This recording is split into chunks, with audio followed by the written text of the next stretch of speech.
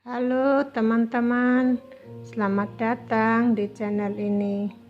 Bersama saya hari ini Nela, kita akan ngobrol ringan tentang judul 5 tipe pria yang perlu teman-teman perempuan hindari dalam mencari calon suami.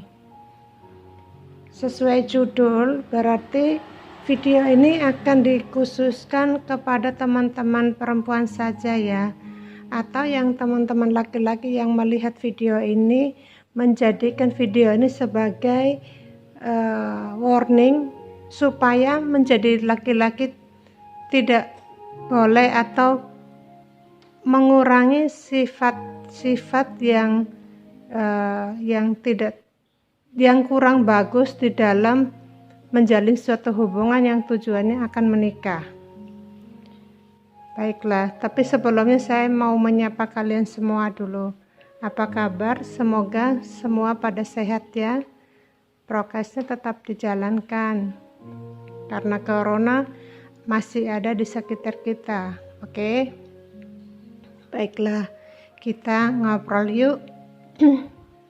Teman-teman, menikah adalah keinginan terbesar dalam hidup setiap orang, terlebih bagi perempuan. Teman-teman perempuan ini banyak mengharapkan untuk dikaruniai rumah tangga yang harmonis dan bahagia. Nah, untuk mencapai rumah tangga yang harmonis dan bahagia itu bukan sesuatu yang instan, atau seperti ketika kita membeli pakaian di toko atau membeli makanan enak di restoran, yang artinya ketika kita suka, ini membuat kita makan kenyang dan nikmat, lalu kita membeli, bayar, dan selesai. Pernikahan itu adalah proses, dan pernikahan itu adalah sebuah amanah yang masing-masing pihak, baik perempuan maupun laki-laki, harus menyadari bahwa pernikahan itu tidak bisa dianggap remeh atau tidak bisa hanya untuk sesaat, berdasarkan saat senang, kemudian saat duka pernikahan itu diabaikan. Betul apa enggak? Bagi yang setuju, mohon untuk menyimak beberapa tipe laki-laki yang perlu kita hindari dalam mencari calon suami ya teman-teman perempuan. Oke, yang pertama adalah tipe laki-laki yang pembohong.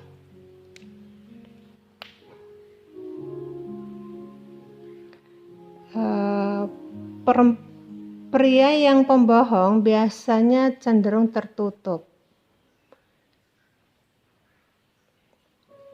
dan mereka jarang sekali untuk memulai sebuah percakapan. Itu sudah ciri khas pria pembohong yang tertutup. Biasanya kalau kita tanya, jawab seperlunya, padahal dalam hatinya dia punya maksud tertentu. Oleh karena itu ya teman-teman, jangan pernah menikahi seseorang yang terlalu tertutup, bahkan denganmu dalam satu hubungan cinta. Orang-orang seperti ini terkadang menyembunyikan rahasia besar yang buruk, yang dapat mengubah hidupmu menjadi sulit nanti ketika kalian setelah menikah. Yang kedua adalah tipe orang yang munafik. Ada orang-orang yang mengatakan sesuatu dengan tidak sesuai fakta. Bahkan mereka cenderung melebih-lebihkan fakta.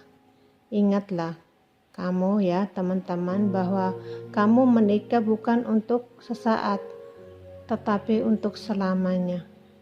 Jadi berhati-hatilah ketika kamu tengah melakukan pendekatan dengan yang bermuka dua atau munafik.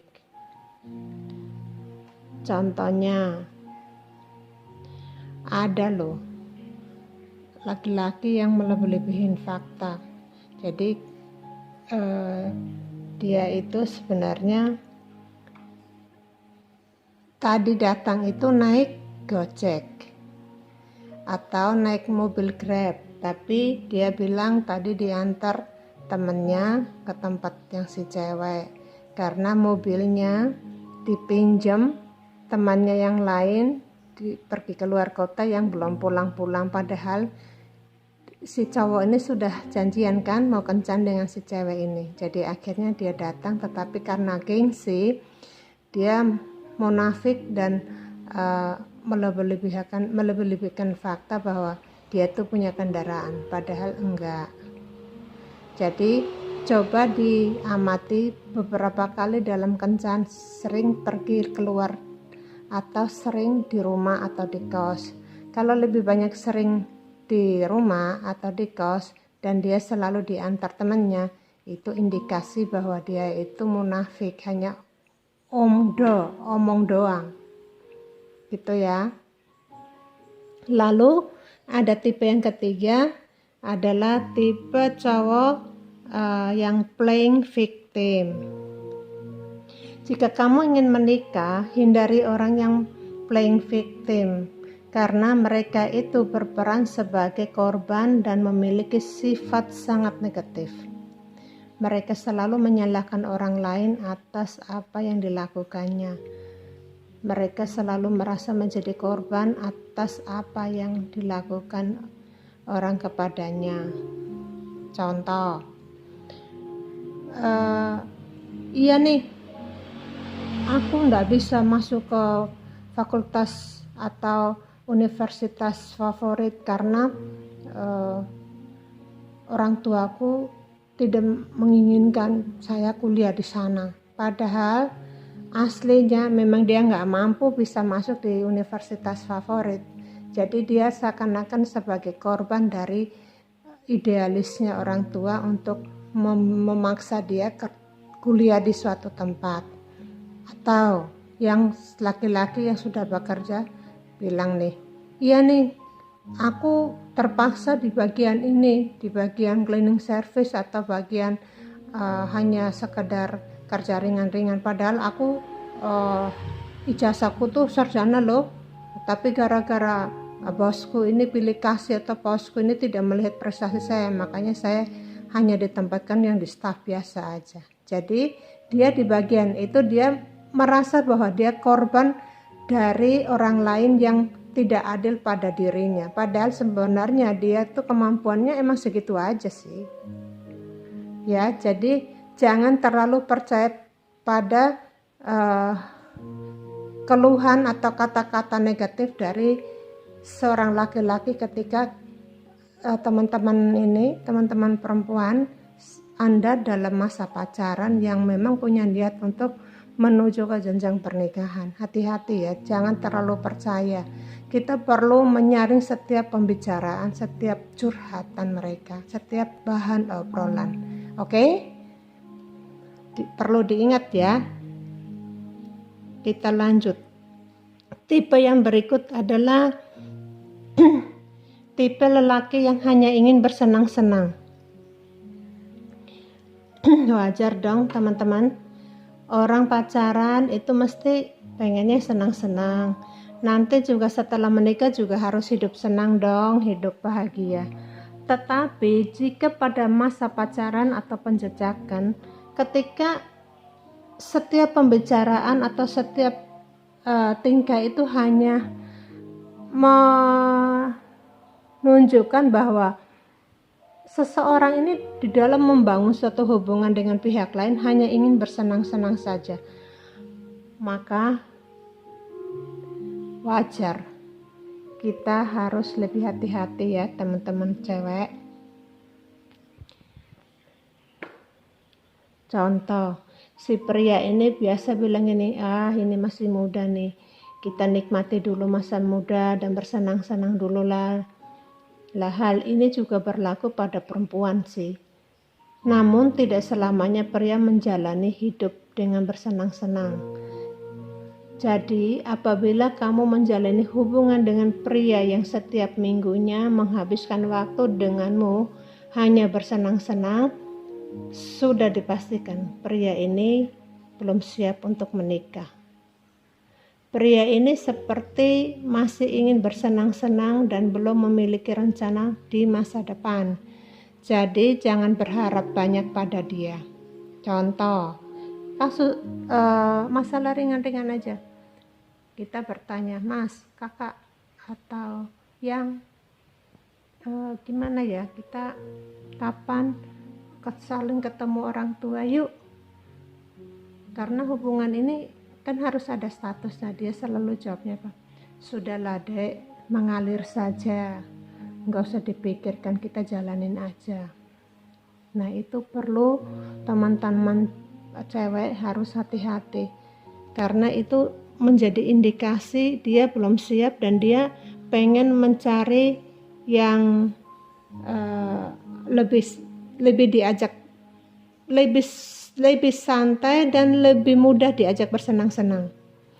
Ya iya, dalam masa pacaran itu memang penjajakan mencari yang cocok, tapi bukan berarti mencari cocoknya ini prosesnya berlama-lama, bertahun-tahun. Itu bukan mencari kecocokan lagi, tapi hanya untuk senang-senang, hanya pergi berdua ke sana kemari aja.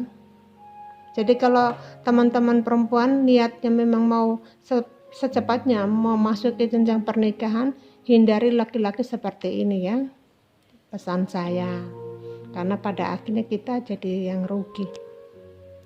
Berikutnya yang kelima adalah tipe pria yang tidak memberikan kepastian.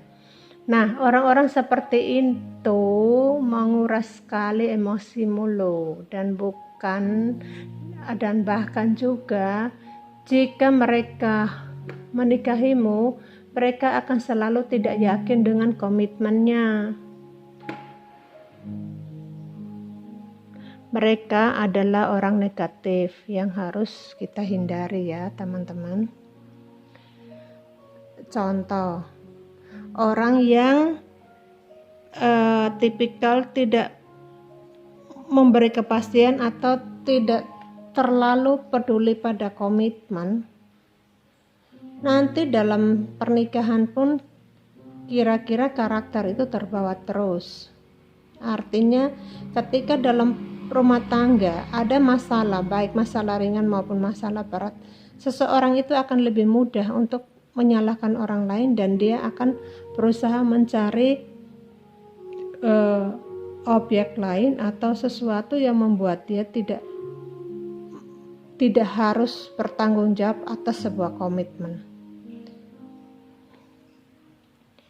Nah, tanda-tanda kecilnya adalah ketika dalam masa pacaran pergi bersama gitu, apabila orang ini, si laki-laki itu suka melirik ke sana kemari, suka membandingkan ke sana kemari. Nah, itu hati-hati karena indikasi dia tipikal orang yang tidak pernah puas dalam hidupnya. Artinya juga dia tidak pernah akan bertanggung jawab atas sebuah komitmen. Nah teman-teman, bukankah pernikahan itu adalah sebuah komitmen?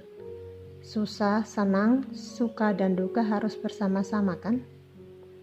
Nah teman-teman, sampai di sini dari 5 tipe pria ini, apakah teman-teman sedang menjalani hubungan dengan salah satu dari 5 tipe ini?